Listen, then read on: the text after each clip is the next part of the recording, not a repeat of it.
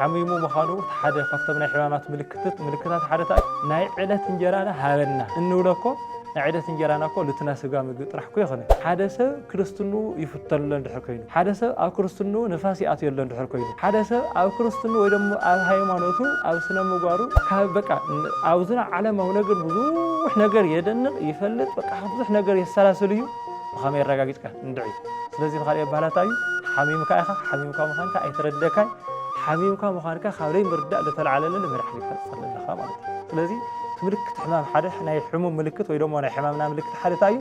بعلنا نغوره ነገር ኮን ይው ዓለም ህዝብ ናይ ኸድካ ዳንኤልካ ተልካ ሓደ ሰብ ሕክምና ኸይደ ታኽትገብር ክምርመር ዋይ ታኾንካ ክባል ከለስ አይ ምንም ይኾን ኩያ ግን ከራጋግጽ ቸክ ገብር ይላል ሃይ ማለት ታዚ ይግበር አታዚ ኃጢያት እዩ አታዚ በደል እዩ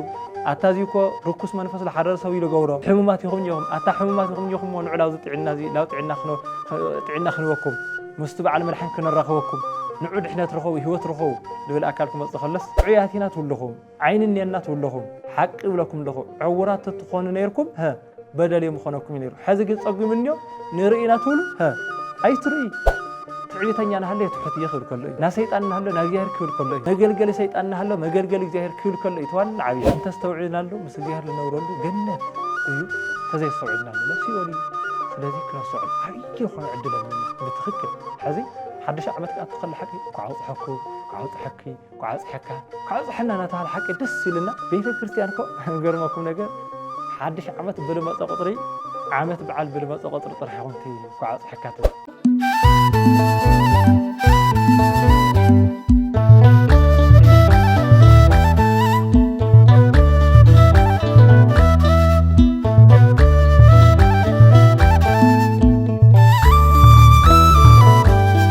በስመ አብ ወወልድ ወመንፈስ ቅዱስ አሐዱ አምላክ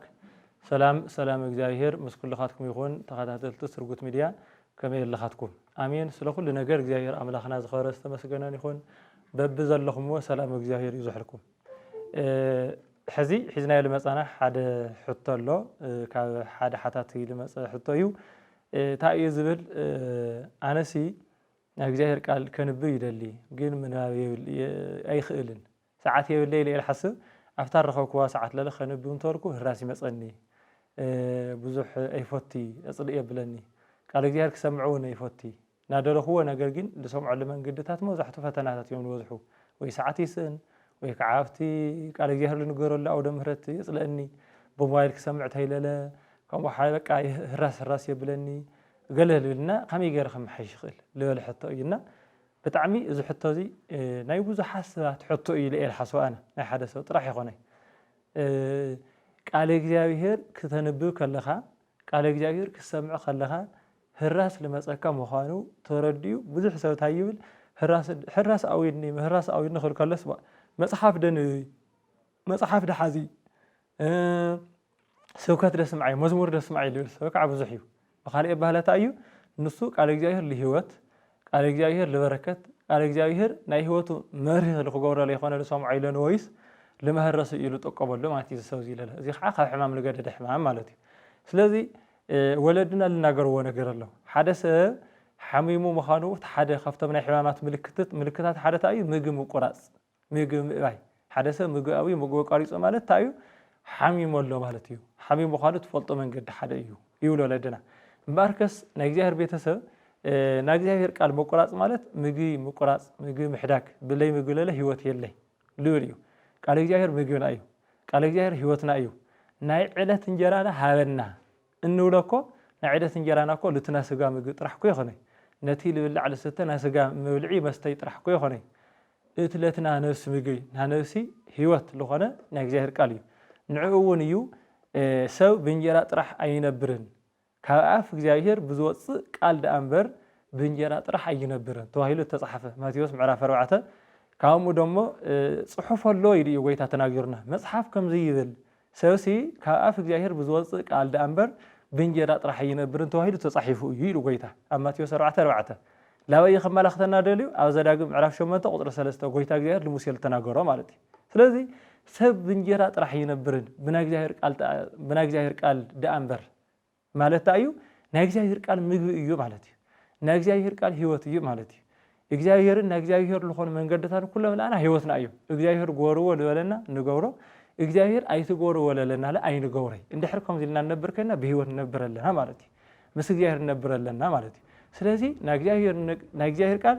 ወትር ግዜ ክስምዕን ክንበብን ዘለዎ ቃል እዩ ንኢያሱ ታይብል ወትር ግዜ እዚ ቃል እዚ ካብ ኢድካ ኣይትፍለዮ እዚ መጽሓፍቲ ካብ ኢድካ ኣይትፍለዮ ወትር ግዜ ድማ አንብቦ ናይ ህይወትካ መምርሕ ድማ ግበሮ ይብል መጽሐፈ ኢያሱ ጎይታ ለኢያሱ ነግሮ ከሎ ማለት እዩ ከምኡ ደሞ መዝሙረ ዳዊት መዝሙር 1 እንረኽቦ ለለ ወዘህጎ ያነብ መዓልተ ወሌሊተ ወይከውን ከመ ወዘህጎ ያነብ መዓልተ ወሌሊተ ወይከውን ከመ እንተ ትክል ተሃወ ማሐዘማይ እንተ ትሁ ፍሬሃ በበጊዜሃ እቲ ቀትርን ለይትን መዓልትን ለይትን ሕጉ ለንብብ ሕጉ ለሐስብ ሕጉ ልናገር ናግዚአብሔር ሕጊ በተግባር ልፍጽምሲ ወይከውን ከመ እንተ ትክል ተሃወ ማሐዘማይ አፍቲ አፍ በሕሪ አፍ ገረብ ለተተኸለት ዕንፀይቲ ትመስል ታይ ማለት እዩ እንተ ትሁ ፍሬሃ በበጊዜሃ በበጊዜኡ ለለ ፍረትህ ወቆጽላኒ እይትነገፍ ቆጽላለለ አይረግፊ በጣም ደስ ይይሉ ሰለስተ ነገር ተናገርና ለተተኸለቱሉ ቦታ ሃው ማሐዘማይ አፍቱ ማይ ልውሕ ዘሉ አው ሓዝማይ አፍታ አፍ ገረብ ያተተኺላ አው ኸምት ካላል ተርዓለ ለለ ማለት እዩ አው ኸምት ካላል ተርዓለ ወትር ግዜ ታይቶል ማለት እዩ ተፍሪ ወትር ግዜ ምፍራይ ጥራሕ መስልኩም ተኽሊ ምስፈረየ መውዛሕቱ ተፍሩኡ ተቁንጥዎ ቆጽለለ ይረግፍ እዩ እዛ አፍ ባሕር ለተተኸለት ዕፀይቲ ግን ታየት ኾኒ ማለት እዩ ወትር ግዜ ልምንምት እያ ቆጽላለ አይረግፊ ለወትር ግዜ ኢል ነበር ማለት ወትር ግዜ ብልምላም የተነብር ይሉ ስለዚ ናግዚአብሔር ሕግ ለንብብ ይሉሎ ቃል አምላኽ ለንብብ ይሉሎ ቃል አምላኽ ለሰምዕ ይሉሎ ናግዚአብሔር ቃል ከዳምፅን ክሰምዕን ደስ ይልዎ በአፎን እዩ ብእዝኑ ሰሚዑ ላው ልቡ ለሕድር ሰብ ወትር ግዜ አፍ ገረብ ለተተኸለት ተኽሊ ይመስል ኢሉ ብምሳሌ ይነግረና ስለዚ ሓደ ሰብ እቲ ሓደ ምልክታት ሕማሙ ወይ ደግሞ ናይ ሓደ መንፈሳዊ ሕማም አፍትና ስጋ ለኸሙ አፍትና መንፈስ ለኹን ሪኢ ከለና ሓደ ሰብ ክርስትኑ ይፍተሎ እንድሕር ኮይኑ ሓደ ሰብ ኣብ ክርስትኑ ንፋስ ይኣትየሎ እንድሕር ኮይኑ ሓደ ሰብ ኣብ ክርስትኑ ወይ ደግሞ ኣብ ሃይማኖቱ ኣብ ስነ ምግባሩ ኣብ ናይ እግዚአብሔር ቃል ካብ ናይ እግዚአብሔር ቃል ልፍለየሉ መንገዲ ሓደ ታይ እዩ ምግቢ ምቁራጽ ምግቢ ቃል እግዚአብሔር ማለት እዩ ናይ እግዚአብሔር ቃል ምስማዕ እንድሕር ኣብየን ለጽለአና ናይ እግዚአብሔር ቃል ምንባብ እንድሕር ኣብየና ታይ ማለት እዩ ለኾነ ምልክት ሕማም ኣትየና ኣሎ ማለት እዩ ቫይረስ ኣትየና ኣሎ ገዛና ማለት ኣብ ህይወትና ማለት ኢና እዚ እቲ ሓደ ናይ ሕማም ምልክትና ናይ ምልክት ሕማምና ታይ እዩ ቃል እግዚአብሔር ምጽላእ ወይ ደግሞ ምግቢ ቃል እግዚአብሔር ምስማዕ ብዙሕ ለይምፍታው ማለት ለለካ ቦታ ንኡስ ምዃን ማለት እዩ ሓደ ካልኣይ ምልክታት ካብቶም ምልክታት ሓደ ታይ እዩ ሓሚምካ ምዃንካ ዘይምፍላጥ ማለት ቃል እግዚአብሔር መጽሐፍ ከተንብብ ደስ ይብለካይ ከተንብብ ደስ ተበለካውን ከተሞክር ከለኻ ተሓርጎ ኢኻ የተቋርጽ ኢኻ ክሰምዕለ ደስ ይብለካይ ስለዚ ታይ ማለት እዩ ሓሚምካ ኢኻ ካብ ሕማምካ ሊገደድካ ሕማም ለለ ሓሚምካ ምዃንካ ዘይምፍላጥ ለለ ካልኣይ ሕማም እዩ ሓሚምካ ምዃንካ ዘይምፍላጥ መብዛሕትና እዚ ነገር እዚ ክልየና ይኽእል ኢለ ይግምት ይሓስብ ታይ ማለት እዩ ሰብ ቤተ እግዚአብሔር ካብ ክኸድ ላብ ካሊእ ቦታ ናብ ስጋ ነገራት ክኸድ እዩ ደስ ዝብሎ ንሕና ግን ልመን ኢና ክንመስል ልግበአና ንሕና ለሰብኣ ሰገል ክንመስል ልግበአና ኢሉ ወለድና ሰብኣ ሰገል ዳሄሮስ እዮም መጀመርያ ረኺቦም ካብ ዳሄሮስ ሓሊፎም ናብ ቤተልሔም ከይዶም ዕላምኦም ኣብ ዳሄሮስ ለይኾነስ ዕላምኦም ናብ ቤተ መንግስቲ ለይኾነስ ዕላምኦም ናብ ልብልዕ ናብ ልስተ ልወዝሐሉ ገዛ ምኻድ ለይኾነስ ዕላምኦም ምስ ጎይታ ክርስቶስ ምረኻብ ስለዝኾነ ቀጢሎም ናብ ቤተልሔም ከይዶም ስለዚ ቤተልሔም ክንከድስ ደስ ይብለና ዶ ብዳሄሮስ መብዛሕትና ከም ዳሄሮስ ልብልዕ ልስተ ብስልጣን ድዩ ብእውቀት ድዩ ብዝተፈላለዩ ሙቸት ድዩ ዓለም እዚ ብምፍታው ድዩ ዝና ብምፍታው ድዩ ዓለማዊ ነገራት ምድራዊ ነገር ስጋዊ ነገር ብምፍታው ምናልባት ካብ ገዛ እግዚአብሔር ርሒቕና ከይንኾን እሞ ሓሚምና ምዃንና ለይፈለጥናይ ሓሚምና ምዃንና የፈለጥና የተረደእናይ ስለዚ ሓደ ናይ ሕማም ምልክታ እዩ ሓሚምካ ኢኻ ግን ሓሚምካ ምዃንካ ለይምፍላጥ ሓደ ሕማም እዩ ማለት እዩ ካልኣይ ማለት እዩ ስለዚ እዚ ካልኣይ እዚ ሳልሳይ ደሞ በዓል መድሓኒት ምጽላእ ልበሃልኒ ብጣዕሚ ኣብ ግዜ ሕማምካ ሕዚ ሕማምካ ለይምእማን ሓደ ሕማም እዩ ለምሕካምካስ ለይሙቺ ሓሚምካ ኢኻ ምክንያቱ ሓደ ሰብ ሓሚሙ ምዃኑ እንድሕር ለይተረድኦ ኮይኑ እንታይ ልገብር መሲልኩም ሓሚሙ ምዃኑ እንድሕር ለይፈለጠ ኮይኑ ሓሚምካ ኢኻ ክትብሎ ከለኻሲ እንታይ ይብል መሲልኩም ይሓመምኩ ይለካ ስለዚ ሓደ ሰብ ሕማሙ ተዘይተረድዩ ልምሕካሙ እንታይ ይብል ኣይሙቺ ልምሕካሙ ይሙቺ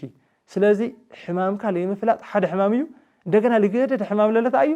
بعل مدحانيت مصلاء بعل مدحانيت ማለት እዩ مدحانيت لحاز أكل له بدحريت هاي حميمك أخذ اللخمة نزم مدحانيت حمامك عزيز مدحانيت زئيو كلك هلا تاي تقبر أي أنا أيدلي بعل مدحانيت مصلاء ማለት كعتاي مدحانيت تهله قويتا كريستوس ኢየሱስ ክርስቶስ ሒዙ ላኻኽ ሒዙ ልመጽእ ኣቦ ኢየሱስ ክርስቶስ ሒዙ ላኻኽ ልመጽእ መምህር ኢየሱስ ክርስቶስ ሒዙ ላኻኽ ልመጽእ መጽሓፍ ኢየሱስ ክርስቶስ ሒዙ ላኻኽ ልመጽእ ኣካል ምጽላእ ማለት እዩ ትናይ ሕማም መድሓኒት መብዛሕትኡ ህዚ ካብ በቃ ኣብዝና ዓለማዊ ነገር ብዙሕ ነገር የደንቕ ይፈልጥ በቃ ብዙሕ ነገር የሰላስል እዩ ኣብ ናይ ሃይማኖት ጉዳይ ክበጽሕ ከሎ ግን ኩሉ እዩ ልዑል ዝኾን ኩሉ እዩ ፈላጥ ዝኾን كله أنا إلى فلت لد أتازي من قدي وتقول خلاها أي يتردكاي إن كان سلوك فوتو صليت بالتحاوس من قدي قال أملاك للناجر أكل لك قال لسه بزحي كم تاينا نفولت عند حريرنا أيهود حميم من يرملوا علم كم محمد من طلع على المرحني تم صليهم كم محمد من طلع على المرحني تحزن نزمت أقويتها كرصة صليهم هو مرحني تحزن نزمت هواريات صليهم هو تاي سلوا لخون عند حريرنا حمام من يوم من فساو حمام وستأو حمام هلينا وحمام سيطان حديروا مالتي يتم جيزة نمنفس حمام له سيطان يوتر جيزة كفتنا سجاه تفعل عليه حمام له أمنا منفس كين حدا تقلل لو بيدك سيطان لحدر أكاليو بمنفس الحمام مالتينا سلسلة ساتهم سلسلة الحمام مرحانيتهم حيزوا لما قويتها نتبع على المرحانيت المرحانيت اللي خانوا قويتها صليهم هو مرحانيتهم سقلوا ير مرحانيتهم سقيلهم ير مصحف له سلازي مرحانيت كان مثلا مدحانيت حيزو مدحانيت كورسوس حيزو زمص هواريا مدحانيت حيزو زمص مهمهر مدحانيت حيزو زمص كاهن مالتي حدا يزا مدحانيت حيزو زمص أكل كنقول كلنا صويلو زي أسيرو وزي قنطيو وزي غيرو حيزو زمص يخنا مدحانيت لنا قلتي من تخن مدحانيت حدا غويتا كريستوس يو حدا يزا مدحانيت كبال كله بوز حسنا نشرفه مالتي الناس قام مدحانيت تخكل يحكمنا تخيل ولدنا بزح نجر انتنا بزح نجر له تي اختحمم كلها او تخالي تنيس الساعه الحيزو كاكوز للناس قصدي غيرهم تايل بحال عطنا بيلهم كم زيتات يخوني مدحانيت كريستوس ناي هلينا مدحانيت ناي هيوت مدحانيت ኢየሱስ ክርስቶስ እዩ ስጋይ ልበልዐ ደመይ ልሰተየ ናዘል ዓለም ህይወት ኣለዎ ዝኣመነ ልተጠመቀ ኣሚኑ ልተጠመቀ ይድሕን ልብል ቃል ሒዙ ልመጻእካ ልጽልኦሉ ግዜ ሕዝ በጽሕና ስለዚህ ምልክት ሕማምና እዩ ሓደ ማለት እዩ ሰባኪ ማለት ቃል ኣምላኽ ሒዙ ልመጽእ ሰማያዊ ዜና ሒዙ ልካል መጽእ ቅዱስ ቁርባን ተቐበል ልብል ቃል ለኻ ከም ጸርካ ከሎ ጽልእ ተብሎ ባዕለይ ጠፊኡ ንድዩ ትብል መድሓኒት ቆይ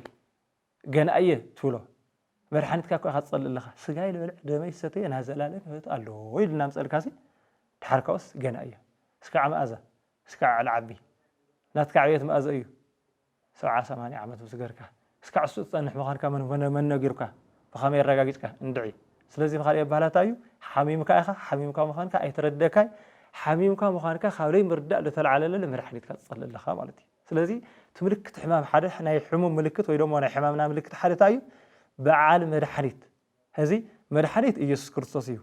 هوارياتنا هواريات تخطلتي هوارياويان لخون اللي كاونتي أو بطات كائنات ممهران للا بعال سو مرحلة بحال بعال مرحلة ساتهم بعد مدحانيتهم مدحانيت كريستوس حيزون الموصى مالت تايدي له لغويتا نسخاتكم من عالم برهان يخوم ليه تهالي نسخاتكم من عالم برهان يخوم نسخاتكم من عالم ጨው ይኹም ናምድር ጨው ይኹም ተባሂሉ ስለዚ ንዓለም ብርሃን ይኹም ማለት እዩ ብርሃን እዩ ዝገዛዝ ይለድልዮም በይ እቲ ገዛ ይኾነ እቲ ብርሃን ለድልዮ በኻሊ ባህላ ብርሃን ክርስቶስ ሒዙ ልመጸካ ሰው ለኣኻል ደካ ንስኻ ግን ለክርስቶስ ተጠቕመ ነገር የለይ ለጎይታ ተጠቕመ ነገር የለይ ጎይታ በኻል ሕጎሰልካ ስኻ ክድሕን ከለኻ ጥራሕ እዩ ማለት እዩ برس خاص للتملسك خاص للدحنك قويتا لوسخ خبري اللي السخاص للخركال للموت كاله قويتا القنص خبري اللي نسخاب بمن حركه جن قويتا دس يولو نسخاب بمن حركه اندحر دس له خينو نسخاب بمطلق على قويتا يحزن سلازي قويتا باخال حقوس مدحانيت اتحيزو لسردم سوقون دومر فتيتم له طمقات لطمقو قال ونجل العالم لوسرو برهان كريستوس العالم لورهو ጨው ክርስቶስ ሒዞም ለዓለም ለጥዑሙ ሊቃውንትን መማህራንን መጽሐፍትን ሒዞም ንዝመፁ ኣካላት ከመይ ጌርና ንቕበሎም ስለዚ መድሓኒት ምጽላእ በዓል መድሓኒት ምጽላእ በዓል ሓደ እንታይ እዩ ምልክት ሕማም እዩ ማለት እዩ ምልክት ሕማም እዩ ስለዚ እቲ ሳልሳይ እዚ ኮይኑ ራብዓይ ለለ ተስፋ ምቑራጽ ልርኛ نامودات حمام يبهل زي خا نامودات حمام إذا تصفى مقراط زي لا زم قدم حزل رأنا يوم سلست يوم نجارات استاتهم وأنا خلوا خلوا نامودات تصفى مقراطي تاي مالتيو سلال حمامك مجوك على جاهر قارئك على جاهر يسمعك على جاهر ينبوي كنبوي يخسمعي ولا كاتلك أو يوكا سلال أويكا مجو سلال يلعخا هيوت يلخاي حميمك أختبارك الله خاله حميمك مخانك أي آمنكاي حميمك أخايلو حمامك بعد خاي فلتكاي بعد مرحني دكتور جين حمامك تردي لك فوليت لك لا أخاك متصخله لولي تقبلكاي بعدنا نجور نجركون يا عالم هذي لا غير كاد أنا ركعت لك على هذا حكمنا خيده تاخد جبر كمرمر واي تاخوين كأخبار كلس أي منهم يخون كوا جين كراجع تشك جبر يقولك تاي مالتي زي لبام إني مالك السوزي حمي بدي حمامك بعلي لو عليك فلت يا خاركم ما كاي بالعلي أي من يفلت الله مالتي تدكتور يفلت الله كأنه نقول أبنا سكا جوزاتنا بدم بيترددنا ينا سكا نجر سكا بدم بينا ما نم مخار ليد لينا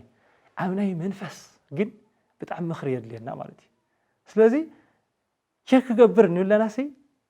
زي حمون نقول لا أين يلي يا حمامنا إلا نا خنا راجع لا خالنا حميمنا دنا ناس تعياتنا نينا من يلا راجع أنا مالت شك جبر يلا الخرسة ولا تدكتور يلا راجع سكا أمن فصل لا حميم كام خار كالي مفلت كالي حماميو السخاء على حميم كام خار كاي أي تفلت كالي أكالجين بعلم الحانيت مهور من فساوسه من فساو ولادي من فساو أكل أتازي زي يجبري أتازي حتياتيو أتازي بدليو أتازي كو ركوس من فصل حرر سوي له جورا حمومات يخون يوم أتا حمومات يخون يوم ونعلا زت عنا زي لا تعنا خنوكم مستبع على مرحن كنا رخوكم نعود إحنا ترخوي هو ترخو لو الأكلكم تخلص هاي نجبر أي نقبله سلا لي نقبله حمامنا وشتنا هلع نحنا لا أي نفلتي بعلم مرحن لا سألينا أنا لنا لا تسفى مقراط نخد مالتي لا تسفى مقراط نخد لا تسفى مقراط ندحر بصحي خالله بطعم أبي حركة مالتي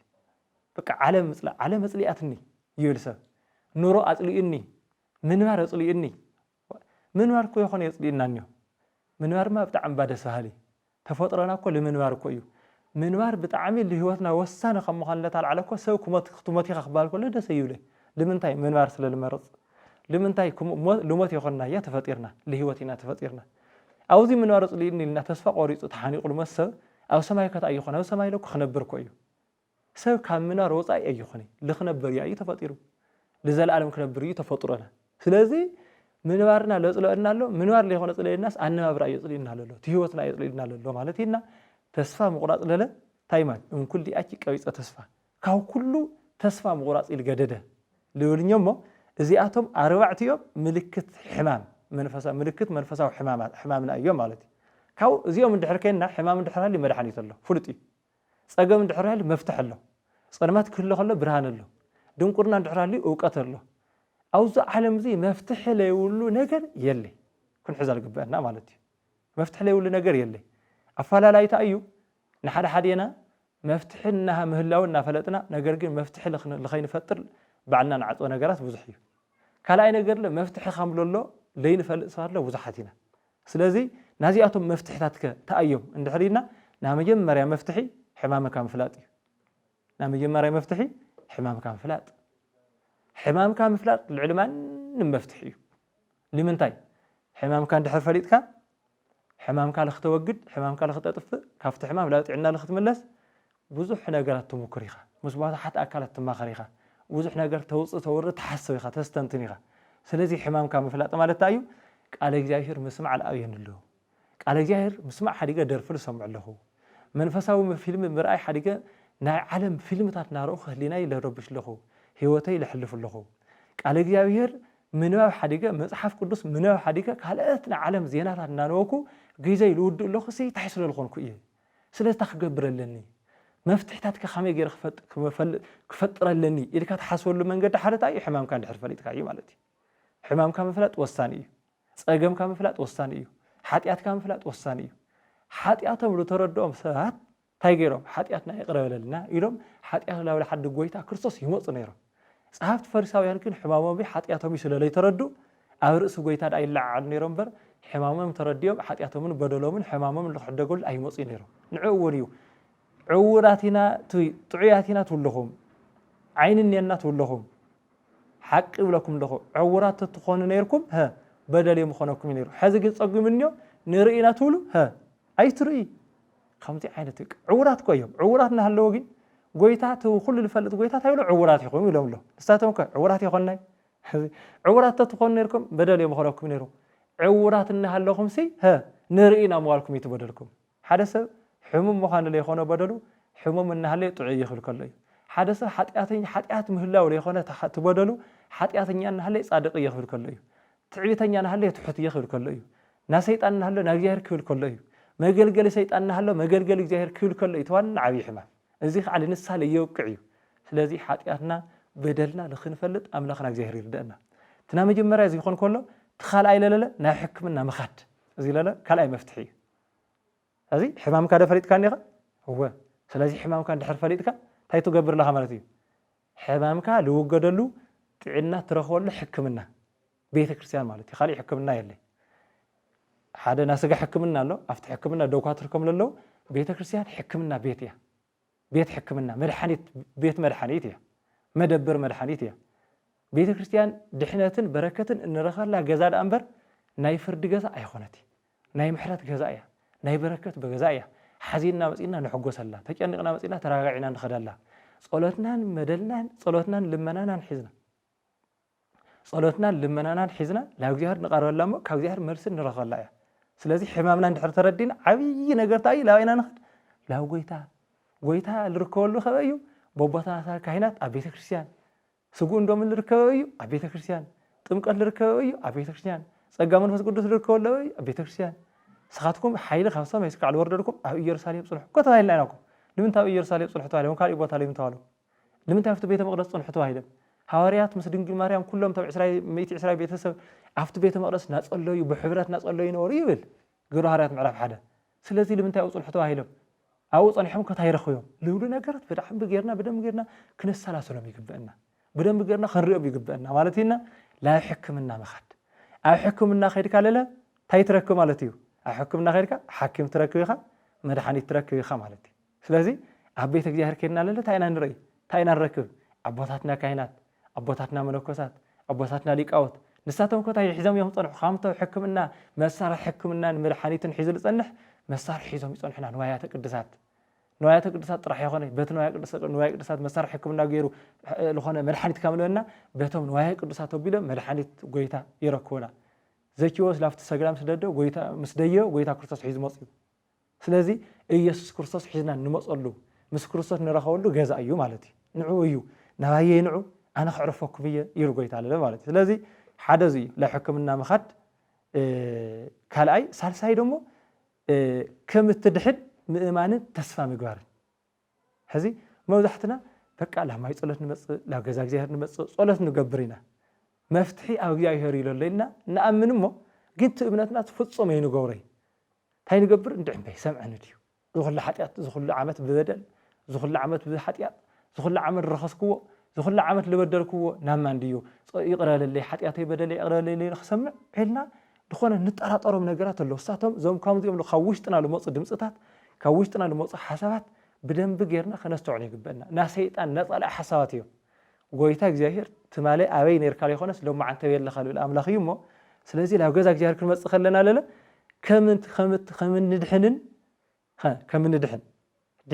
ከምንድሕን ተስፋ ምግባርን ምእማንን ማለት እዩ ተስፋናስ ብእምነት ምጽባይ እዚ ሳልሳ እዩ ራብዓይ ደሞ ምኽሪ ሓኪም ብኣግባቡ ምስማዕን ተግባራዊ ምግባርን እዩ እዚ በቲ ንፈልጦ ኢና ንረዳድ ኣለና ማለት እዩ በዓልናሲ ናስጋ ሕማም ክንረክብ ከለናሲ መጀመርያ ሕማምና ንርዳእ ካብኡ ሕማምና ሒዝና ለ ሕክምና ንኸድ ሕክምና ኸድና ዶክተር ከመይ ገይሩ ካይሊ ምርምረና መርሚር ለለ መድኃኒት ይበና ምኽሪ ይበና ለለ መድኃኒት ከበና ከለ ታይ ድዩ ብዛ ሰዓት እዚኣ ተጠቐማ ካብዚኣ ጌርካ ቅድሚ ምግቢ ድሕሪ ምግቢ ቅድሚ ሰዓት ድሕሪ ሰዓት ልብለና ነገራት ሓቀይን እዮም ስለዚህ ብኦቢልና ናፍትና መንፈሳዊ ንገጡ ገነጦ ናፍቲ መንፈሳዊ ንተርጉሞ ላብ ቤተ እግዚአብሔር ከድና ለለ ሕክምና ቤተ ክርስቲያን ክንከዲና ሓኻዮም ካህናት ክንረክብ ኢና ብድሕሪኡ ክምርመሩና እዮም ማለት እዩ ታይ ኩልና እዮም ታዮም ጽዩካ ከመይ ይገብረካ እዚ ልገበርካ ኃጢአት ምንጋር ተስፋ ለቆርጸካ ነገርታት ካብኡ ብተስፋ ለቆርጽካ ኣሎ ብተስፋ የለምልሙኻ ተኃጢአት ካለለ ብቆንና በል ናዚ ኃጢአት ካዚ ጌታ ብምንሳኻን ብልብኻ ብምምላስካን እግዚአብሔር ኃጢአትካ ይቅረይሉልካ እዩ እግዚአብሔር ይቅረ ይበለልካ እግዚአብሔር ፍታሕኻ ይብልካሞ ግን ልእዙዝኻ ትእዛዝ እኒዮ ታና መወዳእታ ተራዒታ እያ ምኽሪ ሓኪም ምስማዕ ብኣግባቡ ምስማዕን ምስማዕ ጥራሕ ድዩ ተግባራዊ ምግባርን እንታይ ማለት እዩ ምኽሪ ወለድኻ በል እዚ ደገርካ በዚ ተካ እዩ እዚ ጉድለትካ በዚ ሞላእ እዩ ኢሎም ምኽሪ ይሆና ኑዛዜ ይሆና ንስሓ ይሆና ምስሓውና ለለ ክንገብሮ ዝግበአና ነገር ይነግሩና እሞ ብኣግባቡ ሰሚዕና ተግባራዊ ንገብሮ ማለት እዩ ጸሎት ጸሊ ተኸይና ነገብራ ስግደት ተኸይና ንሰግድ ምጽዋት ተኸይና ንምጽውት እንደገና ሰዋየ ማለት ጾም ተኸይና ንጸውም ንሳተም ለወለና ንገብር ንምንታይ ሓኪም መድሓኒት ከካኸሎ ብሕማም ካልክዕን በቲ ለተማሃሮ ትምህርት ልክዕን ጥራሕ ይኾን ይልካ ናትካ ህይወት እውን ተሓሳቢ ገይሩ እዚ ተይለየሲ ይኽእለ ይኾን ይብለካ እኮ ሓኪም ብኽንንያ ተገይሩለ ዲሕሽስ ብመርፍእ ተገይሩሎ ሓቀ ይብሉ ስለዚ ቦታትና ካህናት ለለ ቀኖና ክውና ከለው በቲ ልነገርናይ ሓጢያትን በቲ ልተናዘዝናይ ኑዛዜን ጥራሕ ለይኾነሲ ናይና ህይወት ለተሓሳቢ ይገብሩ እዮም ብምጽዋት ክገብረሉ ብጸሎት ክገብረሉ ብጾም ክገብረሉ ብሰግደት ክገብረሉ ኢሎም ተሓሳቢ ገይሮም ኣንቢቦም ህይወትና ተረዲኦም ፈትሾም እሱ ይሁናት መድሓኒት ለወለና ክንሰምዕ ከለና ለለ ጎይታ ካብ ሓጢያትና ክንምለስ ከለና ሓጢያትና ክንዛዘዝ ከለና ኣሽዕ ይቕረ ልብለና ናይ እግዚአብሔር ምሕረት ክንናዘዝ ከለና እዩ ንምንታይ ማ ቆንደና ንረክብ ንቕበል ንምንታይ ማ ክንድዚ ስገዱ ክንድዚ ጸልዩ ክንድዚ ጾሙ ልውሉ ነገራት ንፍጽም እንድሕሪና ካብ መከራ መስቀሉ ልምስታፍ ጥራሕ ፍቕሪ እግዚአብሔር ንምግላጽ ጥራሕ ጎይታ ለኣና ለወዓለልና ውዕለታሲ بعقمنا نحن له ጳውሎስ ታይዲ ለለ እንከማ አረይነ ህማመ መስሊሁ ንእሪ ክብረ መስሊሁ ብሕማም እንድሕር መሲልናዮ ብመከራ እንድሕር መሲልናዮሲ ብምንታይ ለኽን መስለኢና ብክብሪ ለኽን መስለኢና ህዝ ብሕማም ንመስሎ ብመከራ ክንመስሎ እሞ ብክብሪ ለምእንቲ ክንመስሎ እዩ እምበር ናይና ሓጢአትና ማእዘይ ይቅር ልበሃልና እንድሕር ኢልና በዓልና ለህይወትና ተጸጺትና በቃ ሓጢአትናን በደልናን ኣሚንና ላፍቲ ኣብ እግሪ ካህን ክንነሳ ከለና እግዚአብሔር ይፍታሕኻ ክብለና ከሎ ኣሽዑ ቀኖና ወዲእና መፂና ለለ ለወቦና ካህን ተመሊስና ፍትሕ ዝወልዱ ይድገመልና መወዳእቱ ለለ ቅዱስ ቁርባን ንቕበል ካብኡ እቲ ምግቢ ፀሊእና ይነበርና ንበልዖ ንሰትዮ ምግብና ንቕበል ህይወትና ለሰላማዊ ይኾን ማለት እዩ ስለዚ በዚ ይመስል እሞ ብትኽክል እዞም ነገራት እዚኣቶም ሓሚምና ዲና ኒያስ ወይስ እዞም ምልክታት ሕማም እኒሆና ድዮም የብልና ክንብል ይግበአና ኮሮና ክመፅእ ከሎ ምልክት ኮሮና ከምዚ ለለ ኢዶ ይበሃል ነይሩ ምልክት ሓጢአት ምልክት ሕማም መንፈሳዊ ሕማም ለለ እዚኦምን ከምዚኦምን ለወሉ ነገራት እዮም ሞ ምልክት ሕማማትና እንድሕር ሃልዮምና እቶም መፍትሒታትና ክንጥቀመሉ ይግበአና እዚ ንምሳል እዩ ኣብ ልብና 4 ወንበራት ኣለዉ ይብሉ ወለድና 4 ወንበራት ኣብ ልቦና ክንገብሮም በቃ 4 ወንበራት ኣለዉ እዩ ሓደ ናይ እግዚአብሔር ወንበር ካልኣይ ናብ በዓል ሓዳርና ሳልሳይ ናብ ቤተሰብና ዳብዓይ ናይ ዕርኽትና እዮም ስለዚ እዚኦም ካብ ልብና ዘይርሕቑ እዮም ማለት እዩ ሓደ ኣብ ናይ ሓደ ወንበር ምቕማጥ ኣይከኣልን ይብሉ ወለድ ህዚ ምልክት ሕማምና ሓደ እዚ እዩ ኣብ ናይ እግዚአብሔር ወንበር ለዝኾነ በዓል ሓዳርና ነቕምጦ ኣብ ናይ በዓል ሓዳርና ወንበር ለኾነ ዓርክና ነቐምጦ ኣብ ናይ ዓርክና ወንበር ለኾነ ሓደ ስኢሉ ማለት ሓደ ቤተሰብ ነቐምጦ ኣይኾነ እዞም 4 ወንበር ኣብ ህይወትና ክህሉ ልግቦም ወንበራት ዋላ እኳ ተኾኑ ኣብ ልብና ኮፍ ክብሉ ልግቦም ወንበራት እኳ ተኾኑ ብዓለም ለባዕሎም ግን ክቀናጀ ይኽእል ኣብ ናይ እግዚአብሔር ወንበር ማንም ከይነቕምጥ ሓደራ እግዚአብሔር ልኽእሎ ማንም ኣይኽእልን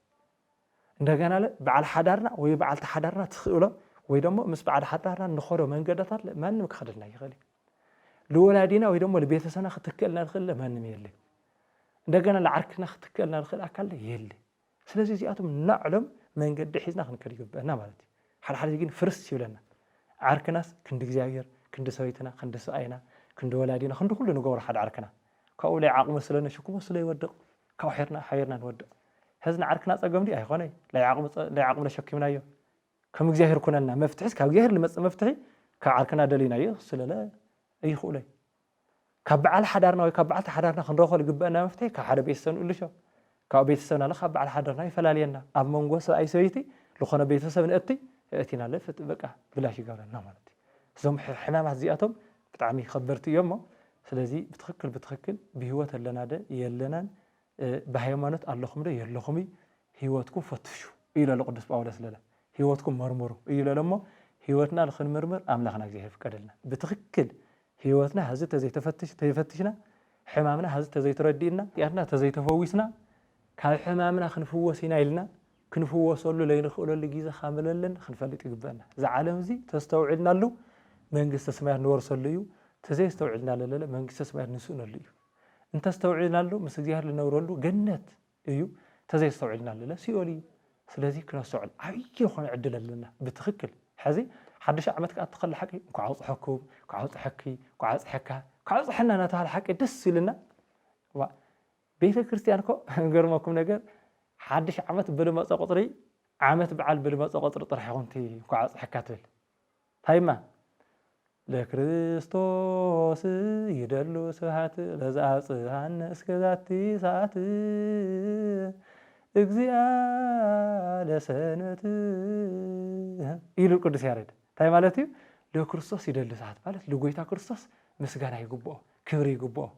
ታይ ስለ ለገረልና ንማ ለዛ አጽሐን እስከዛቲ ሰዓት ሪዮነ እስከዛ ሰዓት ያለ ጽሕና ሰባት ክንብል ከለና ለዕለት ምስጋና ነው ትርጊ ዘለለ ወለዛ አጽሐን እስከዛቲ ሰዓት ኢልና ሰባት ንብል መወዳታ ታይ ማለት እዩ ለሐደሰ حدا عمت صريح له حدا عمت كشاجر طرح عليه خونه حدا كعص حكى له بالس كاب حدا ساعات له حدا ساعات مشي قال بقى عبي عدليو عبي بركتيو عدل له خون قل لمن لتطقملو انجرا لمن لصقف دحرت هاي للولعه ما يل لمن يروي للسطيو كدان لمن يومق للتخادنو كامل بحال كله زمن له للتطقملو كحركل ስለዚህ ዘመን بالتلوط قدري نحنا خلوات يلقبنا مالتينا دحر تزيت لويتنا جن زمانها تتغير يتم كذا لوط يلي مالتنا لوطي كاوشتي بزور جرحه كنجي مرة يقبلنا زعمت زي لوطي كاوشتي زي أهم تايم زي مسيركم بتعمل دس لولا مثالي مدر رأينا يا زي سومنا زي كاستمع غير رأي ياس زي مدرس لهم ليما عم بيها دسيله هذا مدر زي أسي صبق الخانة لملامي ترحخني عم بوا ترحخني فراتات لا توصل له هذا الزمن دزي أسي كميك رأي يزو لمن هم يزي أمسي أتو عند حري الناس زنام زني موا لا وشتات تقبل لا أو كلا على لما عمبيا أفريا سلزي نزا مدرزي على وطا خمن تأنيو وشت أسي وعد تبلنا ياسي دقات راح لي خونه لمس دقات راح لي خونه قطرس دقات راح لي خونه عمباسي وشت على وعد تبلنا يستأيو لميو مالت روحسيو قلني مالتي سلازي لوطي كاوشتي يمو بلبهم بمحداث الأنبر نزع عالم زي بممثال أي تلوطوا إلنا رامي 10 تخطى قدر خلته سلازي بحق لوط كاوشتي يمو كاوشت ربنا نلوط لجزاهر الحقوس لبي هالينا لجزاهر الحقوس من قدي نسعر كحمامنا نفوسلو كحاتيات نوصلو حاتيات حدقات صدق نصرح له بصدق نصلح له إذا عالم زي مالتينا منفساو مهلاونا كاين رسع لا يعرف صلاة لنا لا يعرف صلاة ولا تهلينا قلنا لا يعرف فتاو زهر لنا لا يعرف ليبا سيطان لنا لا يعرف حلاوي اجزاهر لنا لإسرائيل لحلو لا أمان لحلو اجزاهر أيدك كسن طواهل مالتنا زي مثل سمعكم اجزاهر أملاك قال يسمعنا سكعم وداتها سلال تخاطاتكم على بتعمين أنا مسجين كوا حليف ولا زي ميديا زي لا بدم غير الخعبي شيرنا جورنا كوبلينغنا جورنا سبسكرايبنا جورنا لو كلنا بصحيو كانوا دمو حتتات منفسا وحتتات او زريازي او زي التمهارنا يتمرتات زريا تمر حتتات تحليكم حتتاتكم نمقبل دلوات مخنا خنقلص نفوتي اسكع موداتا እግዚአብሔር አምላክ በሃይማኖትና ያጽናና መወዳታና ያጸብቀና ሰሪሕና ንረኸሉ ብውላድና ብልሰራሕና ንሕጎሰሉ እግዚአብሔር አምላክ ንሕጎሰሉ ሃይማኖትና ንሕልወሉ بسجان بمنفسن حفاتم النخللو زماني قارنا سهل الجزائر ولولايتن قل ولا مسكلكور